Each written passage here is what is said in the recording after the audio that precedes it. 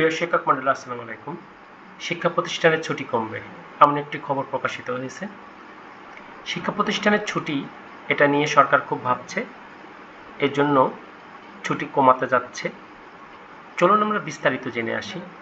তার আগে প্রিয় ভিউয়ারদেরকে জানাচ্ছি যে এই মুহূর্তে যারা আমার চ্যানেলে নতুন, অবশ্যই চ্যানেলটিকে সাবস্ক্রাইব করবেন এবং পাশে থাকা বেল বাটন চাপতে রাখবেন, যাতে প্রতিনিয়ত আপনাদের এরকম আপডেট খবরগুলো দিতে পারি।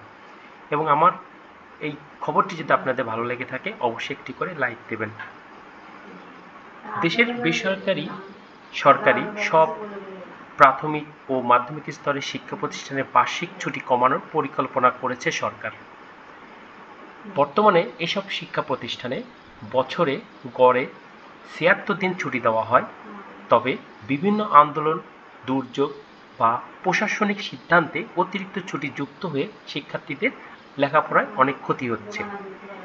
সরকার এই শিখন ঘাটতিকে মেটানোর জন্য এবং শিখন ঘাটতি বাড়ানোর জন্য তারা এই ধরনের সিদ্ধান্ত নিচ্ছে।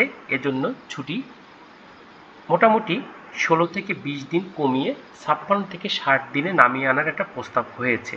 তবে আপাতত শনিবারের সাপ্তাহিক ছুটি বাতিল হচ্ছে না, যেটা নিয়ে একটু গুজব রটনা রটেছিল। তারা শনিবার নিয়ে আসলে কিছুই ভাবেনি। শনিবার যথারীতি ছুটিটি বহাল আছে।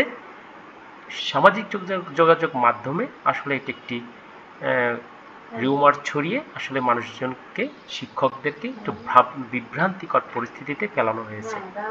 শিক্ষা এবং প্রাথমিক ও গণশিক্ষা মন্ত্রণালয় সূত্রে এমনটি জানা গেছে। সম্প্রতি ওই দুই মন্ত্রণালয়ের মাধ্যমে অনুষ্ঠিত এক যৌথ সভায় ছুটি কমানোর বিষয়টি গুরুত্ব দিয়ে আলোচনায় আসে। সভায় সভাপতিত্ব করেন শিক্ষা মন্ত্রণালয় মাধ্যমিক ও উচ্চশিক্ষা বিভাগের অতিরিক্ত সচিব।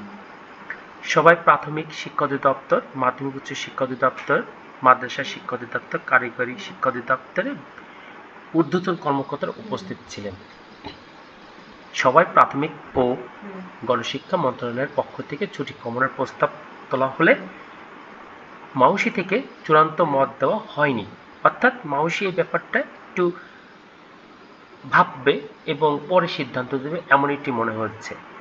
সংশ্লিষ্ট কর্মকর্তারা জানিয়েছে বিষয়টি প্রাথমিক পর্যায়ে রয়েছে, চূড়ান্ত সিদ্ধান্ত নিতে সংশ্লিষ্ট দপ্তরে মতামত নেওয়া হবে। অবশ্যই এবছর ছুটি কমানোর কোনো সিদ্ধান্ত কার্যকর হবে না বলে জানিয়েছে কর্মকর্তারা। তারা বলেন, সব দপ্তরে মতামত পাওয়ার পর ২০২৬ সালে শিক্ষাপঞ্জি তৈরির সময় ওই পরিবর্তন আসতে পারে। অর্থাৎ ২০২৫ সালে যে ছুটিগুলো আছে সেটা বহালই থাকবে, এটা যা ভাবা হচ্ছে ২০২৬ সালে। তো ২০২৫ সালে শিক্ষাবর্ষের ছুটির বার্ষিক যে মোট ৭৬ দিন সেটা বহাল আছে এবং কলেজের আছে ৭১ দিন।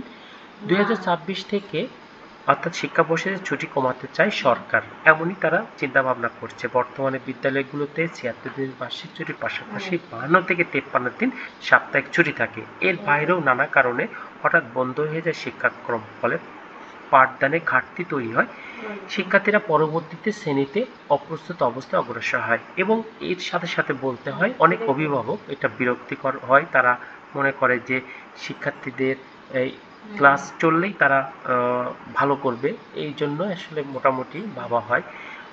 এদিকে শিক্ষা প্রতিষ্ঠানে কর্মঘণ্টা বাড়ানো নিয়ে সরকার বলেছে যে আমরা একটু দেখব, এটা নিয়ে আমরা কথাবার্তা বলছি, আলোচনা চলছে দপ্তরে দপ্তরে, তখন যা সিদ্ধান্ত সেটা জানানো হবে। তো প্রাথমিক কার্যক্রম সক্রিয় রাখতে কর্মঘণ্টা বাড়ানোর পরামর্শ নিয়ে আসছেন বিশেষজ্ঞরা। গত ৩০শে সেপ্টেম্বর সরকার গঠিত প্রাথমিক শিক্ষার মানোন্নয়নের পরামর্শক কমিটি ইতিমধ্যে কর্মঘণ্টা বৃদ্ধি সহ নানা সুপারিশ জমা দিয়েছে।